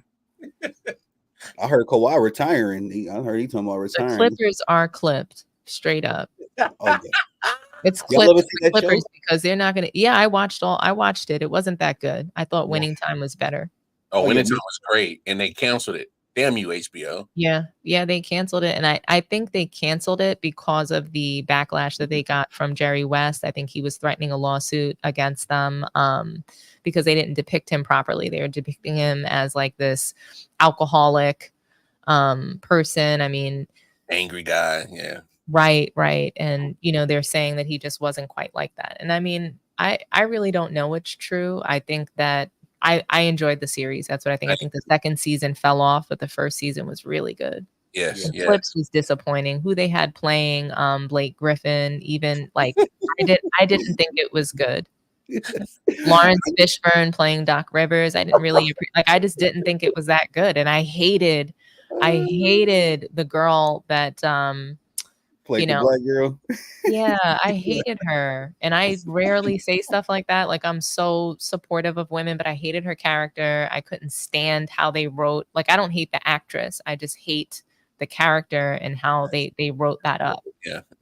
They had Al Bundy. They had Al Bundy in the It was just, oh my gosh. Hey, here's another thing on JJ Redick that bothers me. He's been on record to bash the same organization that just hired you. That's why I can't believe he's hired. Like, I'm ashamed. I think that what LeBron has done. I got to deal with this and LeBron on my team. I know. Pissing me off. And he's turning the Lakers and the entire NBA into a mockery. This shit is pissing me. Oh, mockery is you're putting him out, but you are headed in the right direction. This it's a complete joke. It's I was not a fan of that hiring. I didn't blame Dan Hurley for why would I take this job? I'm back-to-back national champion. I don't want to deal with this bullshit. Well, you're just going to get blamed when they lose, right? LeBron has to play a certain way because he's still in high school. Now he's also an invested soccer mom, probably desperate to get Bronny on, meaningful minutes in NBA games. So it's just kind of like, what's really going to come of that team? Not a soccer mom, bro. Picking up Bronny and Dalton Connect from the arcade. Hey, we got a game today. All I know is Dominique is just making this worse and worse for me as a Lakers fan because she's saying like they played on the emotions of black people, saying he's just trying to get his black son a job and create generational wealth that LeBron has had since before Bronny was even fucking born. You know what I mean? It's just like the most hilarious shit. Bronny already made a whole, loads of money in college for averaging 4 points. He was the highest NIL player paid. People actually bought his jersey. We can't make this shit up. It's all about hype. It's all about, what's going to get views and clicks, and it's all about the Fetty. I'm about to be disgusted come Halloween and the NBA season roll by, bro. Especially because every single day before and after Halloween, Bronny's wearing a costume every day. Didn't he playing costume or playing Halloween when he dressed up as a Laker? Hey, Dominique, he cosplaying. he cosplaying. You can see it in his eyes. He has that blank stare. Have you guys ever looked at someone who had like a blank stare? Derrick Rose used to have it, but like he was actually good. Right. Yeah. No, I know what I mean? He was actually good at what he does. Bronny has a legit blank stare, like he's either depressed or waiting to get back to dating white girls in video games. Yeah. Like that's and smoking weed. His trajectory. Don't forget smoking that ganja. It's just crazy to me that I do wild card. I feel very bad for you being a late, like basically we swap spots because before Jalen Brunson got to the Knicks, that's where I was. And now, you've just been in this place of like purgatory or internal hell, dealing with LeBron being on your team. Dominique, Lakers fans get mad at me when I discredit that bubble championship. They get mad at me. Well, there was no fans there. They There get was mad. no legit competition. LeBron saw an opportunity, and that's one thing that I'll say about him is that he's always been able to, him and Rich Paul have always been able to exploit any opportunity to get Strategic. to a win. So they see the path from years ago. So when COVID hit, they saw the path like, hey, if you just do this, if you just show up, you're going to win because this is how the teams are going to land. Right. And you're going to guarantee that majority of stars just don't have the will to even compete right now. Yeah. Paul George, again, shell of himself during that, playoff season. He could have sat out, but instead he literally looked like he was a part of the Goon Squad, the Toon Squad. No, you're right. All his powers sucked out. So many guys didn't want to show up and compete. They're worried and scared for their lives. COVID probably didn't even really apply to LeBron. Right.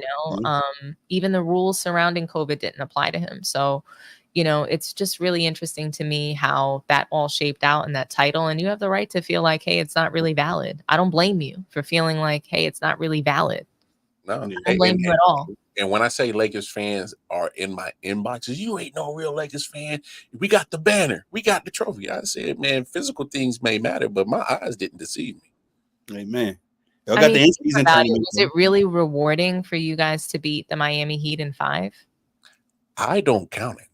I say we got no fans because we all know that LeBron can't shoot. If there was a fan in there, saying anything, he broke his focus. Yeah, he's scared of the free throw line. He's scared of the 3-point line. Come on. So here's my main point. So take away the bubble championship. What has LeBron given the Lakers since 2019? We've gotten missing the playoffs in 2019, 2020 bubble championship, 2021. I think you missed the playoffs. 2022, you barely. No, in 2021 they made the playoffs. They went through the in-season tournament and then got knocked out in the first round by the Suns. Yeah. And then 2022, I don't think they made it or something like that. And then what my biggest point is take the bubble championship out. You either missing the playoffs or you're barely getting in. Now 2023. But imagine though a team that actually plans themselves and wants to be an 8th seed. Nobody. No, but that's the Lakers. They plan for that so that they can orchestrate the title run. Yeah. And you imagine being a player that's been able to orchestrate every single move, the players that you get, the teams that you go to, the coaches that you get, and you still lose. Can you imagine that, losing 6 times and you got to pick everything, that you got to handpick your teammates, you got to handpick your coaches, and you're still losing. That's the saddest part. I've never seen that. I've never seen nothing like that where, I don't, in any sport, I get to choose my squad. We get to the dance and we lose. I mean, let alone choose my squad. But I think LeBron going to go down in history. But what do you mean, Mel? He gave y'all, wild card Mar. I was looking that man down. But Mar, he gave y'all Bronny James. Baby, y'all got 20 more years of this. That's facts. I bet the contract is going to get upgraded to a guaranteed 20 years. How do you feel about that guaranteed 4-year contract for Bronny? That's the thing that's killing me. Name another 55th pick that has gotten this contract. I can't. I can't name it. That's my point. So look. I understand the narrative that they wanted to take nepotism. Hey, finally some black folks get some nepotism. I don't care. I can't get with that narrative. It makes me so angry when I hear it because it's not nepotism, it's narcissism. Amen. It's not nepotism, it's narcissism. Bronny James didn't need to be in the NBA. He could have been a producer. He could be acting in movies. LeBron owns a production company. Why couldn't he go do that? He could have done anything in the world that his father could have just put him in. Sports is the only single place, okay, where athletic success cannot be inherited. You cannot nepotize that. All right. That's a good point.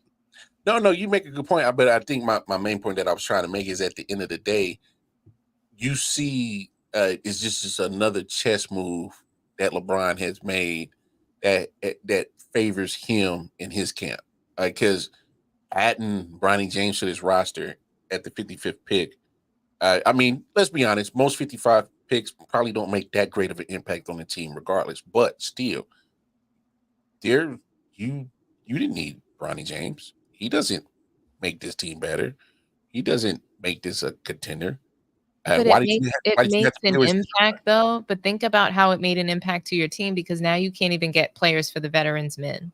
Oh yeah, because there's He's there with a guaranteed contract over 4 years worth, what is it, 7 or 8 million a year. Like, that's crazy. Yeah. No, I don't think it's a year. I think it's a total contract. But regardless, like you guys could have gotten a qualified NBA player, somebody that can shoot for LeBron for maybe $1 million a year. What happened to Dinwiddie? He's just gone because he can't play in the system. Dinwiddie is with the Mavs, which I love. The system. I've never heard that. That's what it is. I've never heard that. Top of the key. AD, get on that line. Kyrie, get on the line. Literally, all of LeBron's supporting cast, they just get blamed for the turnovers. Did you ever see that sequence in a game where he turns over the ball and then turns around and yells at Taurean Prince for his own turnover that he caused? Oh, I saw a lot of that this past year. I've seen a lot of that. That's what you have to look forward to. I mean, imagine him yelling at his son on the court. He's going to yell at him for missing the shot when he threw the bad pass. Okay, like it's. Just gave me a good idea for the next video. We're gonna do a video about Bronny James, and we're gonna call it generational propaganda. That's what you're finna get, brother. Look, Bronny is a generational talent, just one that I hope to never ever see again. Look, I'm about to stock up on weed now because once this basketball season comes, I'm gonna need something for me to just take me all the way through 82 games because this. I mean, the Lakers turned into the Kardashians wild card. Yeah. That's what you're dealing with. You're dealing with the Kardashians now, and when you have Kardashians on your team, think about it. Kobe Bryant never wanted that. Right. He traded Lamar Odom away as soon as he became a Kardashian and married Chloe. He said, "Go." He got rid of him. Get away. LeBron is now turning it into a reality show. It's not bad. It's funny you said that. I had said that somewhere. I had said it. I was like, man, this is about ticket sales and entertainment. This is not basketball because you can't tell me, you can't fool me, and you can't sell me on anything that any of these moves are basketball related to make the team a winning championship. And here's the problem with the Lakers is because I've been a Lakers fan since knee high, and we got this. We're almost like fans of like the Yankees. Do we expect to win the championship every year? No, but I expect you to contend. Right. I expect you to be mindful. Look, put the right people in the coaching position. Put the right people on the roster. Be smart with your money moves and contend. That's what's been set. That's what Dr. Jerry Buss has set in precedent of real Lakers fans is to contend every year for the championship. This ain't it. You can't sell me on this is a contending team. Whatever move they made. You can't. I refuse to believe that you are selling me on something that's basketball move that's smart or makes sense or puts the needle towards a championship. You can't fool me like that. So trust me, Dominique, I'm already looking at I already hit up my weed man just a second ago. I'm store because this got to be a long ass season. Good thing I'm a Chiefs fan and they can keep me, happy with football because this NBA season, this upcoming one, I'm about to be depressed. And I'm sorry, I feel for you. I really do. As a basketball fan, I'm depressed as well. Just the fact that we have to be exposed to this. Tweeting crazy shit like I love LeBron. I'm in the deep end. Come get me. All right. Just I got you. I got your back. Just know that. But I don't want to cut. I think this is a classic stream, y'all. Man, I was excited when the wild card. I was excited when Miss Dom said she was gonna make it, but when the big bro said he could make it, man, I knew this was gonna be a good one. I know I want to be respectful because I know Miss Dom, you gotta get your rest, man. Please drop your YouTube and Twitter and all that. I need to make sure that we follow you. So absolutely. Because because you always be because you drop it. You've been dropping the heat all night. And I need not only myself, but everybody to get a glimpse at this. because I've shared this stream on my channels, and they need to make sure that they tap in with your content because obviously, like I said earlier, I've been a big fan of yours. Obviously, seeing you on Man Down because I've always been a fan of Man Down. So go follow Miss Dom. All right, y'all make it happen. Sports Tea Today 1 at the end on YouTube. You can find me there. I'm on Twitter and Instagram, Sports Tea Today. Really looking forward to engaging with you all and just creating a safe space to talk about sports. Sports is supposed to bring us together. It's not supposed to divide. So come find me, come engage me, and let's have some fun. No doubt. I love that. And thank you for pulling up, Ms. Dom. Hey, big bro, before we cut out, do your plugs as well. So, you stay busy. Let the people know where they can find you. Yeah, man. You already know me, man. I got more jobs than a damn Jamaican, man. So you always hey, just jump on over to my Twitter where I'll be posting all my links and all that stuff. So going over to Twitter, KC Wildcard Mar. I know IOW Sports, we kind of been on a hiatus. Look forward to IOW Sports coming back. I'm gonna revamp the afternoon show on Monday and Thursdays, and I'm gonna bring the late night owl show back too. So look out for that. Like I said, just going over to Twitter, man, KC Wildcard Mar, because I got content for days over there. So yeah, man, appreciate all love and support, bro. Hey, appreciate you for pulling up, big bro, always. And please like, squirt. Excuse me, I done got a little queasy myself. But thanks everybody for pulling up. Mel with Man Down. Who else pulled up tonight? With Sport Ball and Buds. Yeah, Bobby. Try to get everybody in there, man. I'm gonna get everybody on the next one because I think we didn't put in some work. But please like, share, all that good stuff. You see it in the ticker. I am Tony the Savant. Thank you again, Miss Dom, big bro. To the next time, man. Peace. Nice to see you guys. Thanks for having me. Yes, ma'am.